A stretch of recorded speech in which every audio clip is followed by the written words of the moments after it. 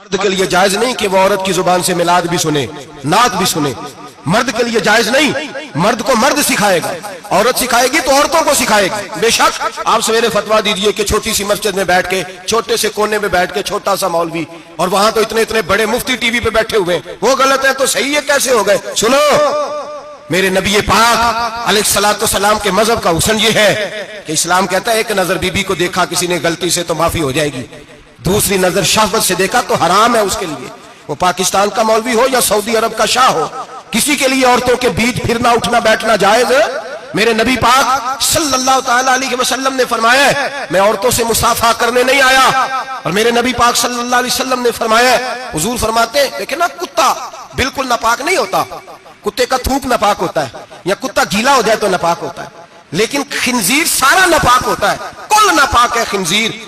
नबी पाक ने फरमाया खिंजीर भी हो और गंद में लिथड़ा हुआ भी हो, पेशाब में लिथड़ा हुआ हो, गोबर में लिथड़ा हुआ हो, पखाने और फुजले में लिथड़ा हुआ खिंजीर खिंजीर हो, उसका जिस्म तेरे साथ टकरा जाए तो इतना बुरा नहीं जितना गैर महरम औरत का वजूद तेरे साथ टकरा जाए तो बुरा है। इस हद तक मेरे नबी पाक सल्लल्लाहु और गुंबद के मामले में फतवा देने वाले, या रसूल अल्लाह कहने पर कुफर का फतवा देने वाले और बड़ी बड़ी बातें करने वाले खामोश क्यों हो गए? या अय्युहल्लज़ीना आमनू ला तत्तखिदुल यहूद वन नसारा औलिया। रब फरमाता है यहूदियों और ईसाइयों को दोस्त न बनाओ, ये तुम्हारे दोस्त हो सकते, ये तुम्हारे सज्जन हो सकते।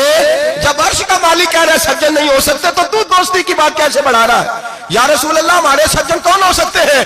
फरमाया तुम्हारा दोस्त वो हो सकता है जो मोहम्मद अरबी का गुलामी करने वाला हो, जो रसूलुल्लाह की नौकरी करना हो, दोस्त होगा। दूसरा दोस्त हो सकता कोई एक्टर मजहब नहीं सिखाएगा, कोई गवैया मजहब नहीं सिखाएगा।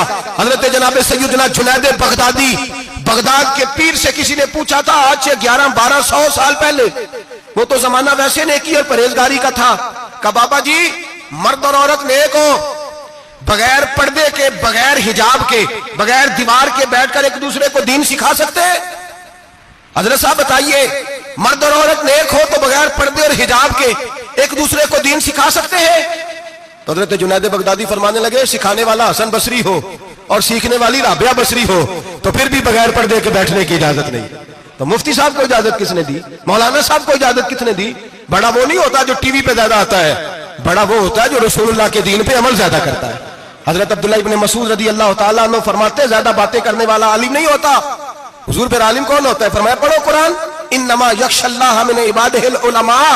फरमाया बड़ा आलिम वो होता है जो अल्लाह से ज्यादा डरता है, इसलिए कि रब फरमाता है मेरे बंदों में से जो आलिम वो है जो अल्लाह से ज्यादा डरते हैं, खौफ रखते हैं। तो मेरे भाई रमजान मुबारक में बचना है, परहेज का वक्त है, तो कोई शख्स भी कोई शो ना देखे, मेरी मिन्नत है आप हज़रात, कोई शो ना देखे। औरत का तो पर्दा है तो हमें तो तमाशे पे लगा दिया गया, अजीब किस्म के एक्टर आ गए और मजहब सिखा रहे हैं। मेरी अपील है आपसे कि सहरी इफ्तारी के वक्त टेलीविजन बंद रखें। क्या चीज खोल के रखें? या कुरान खोल के रखें या रसूलुल्लाह का फरमान खोल के रखें। अल्लाह रसूल की तरफ तवज्जो रखें, वो सीखने सिखाने का वक्त है। छोड़े गवैयों से दीन सीखा जाएगा, हमें कोई शिकवा नहीं है। पक्की तौबा करें, सवेरे आए आके दीन सिखाएं। और मैं उनसे भी अपील करूंगा कि आओ दीन सिखाओ।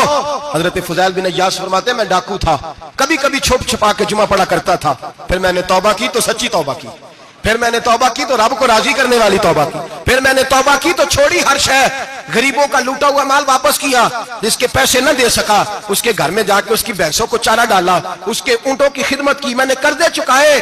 फरमाया मैं सच्ची तौबा करके मस्जिद आया, जिस खतीब के पीछे मैं जुमा पढ़ा करता था वो मेरे हाथ पे बैठ करके मुरीद हो गया। अल्लाह तबारक व तआला ने अपने बंदों के दिल मेरी तरफ फेर दिए, फिर तुम्हें उसमें इनाम देने की जरूरत नहीं पड़ेगी, फिर तुम कुटिया नशीन बन के भी दीन फैलाओगे तो अल्लाह उसमें तासीर पैदा फरमा देगा। तो रोजे का माना रुकना है, रोजे का माना बोलिए, रोजे का माना रुकना। किससे? झूठ से, गीबत से, बदी से, बदनिगाही, खाने पीने। रोजा किस पे फर्ज है? अमीरों पे कि गरीबों पे? जी कहने ने मैं तो काम ही, मेरा तो काम ही मेहनत मजदूरी वाला, मैं कैसे रोजा रखूं? मैं तो दिहाड़ी लगाता हूं तो रोजा कैसे रखूं?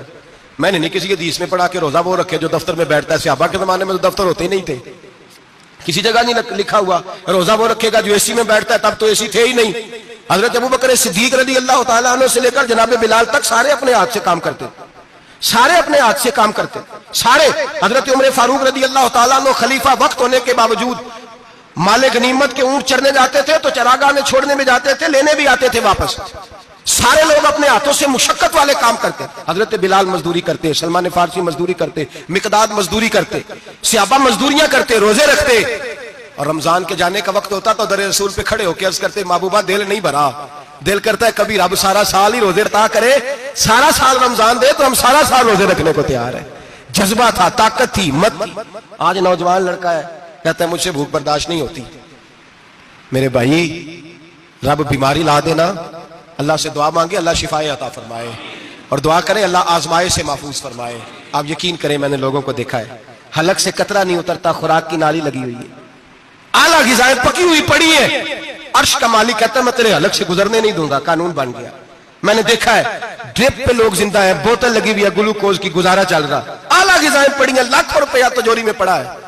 मालिक कहता है तू नहीं खा सकता, तो वो खाने नहीं देता, नहीं खाने देता। एक शख्स यूरोप के इलाके का, मैं किसी कालम नवीस का पढ़ रहा था, वो कहता मेरी खरबों में जायदाद है, लेकिन मेरे मैदे में ऐसी तकलीफ है कि मैं आटे को छान कर जो ऊपर से बूरा निकलता है सिर्फ वो खा सकता हूं, उसके अलावा मैं कायनात की कोई नेमत खा नहीं सकता। और मेरे भाई, वो जब चाहे तो बड़े बड़े खाने खाने से तुझे रोक दे, तेरे दांत चबाने के काबिल ना रहे।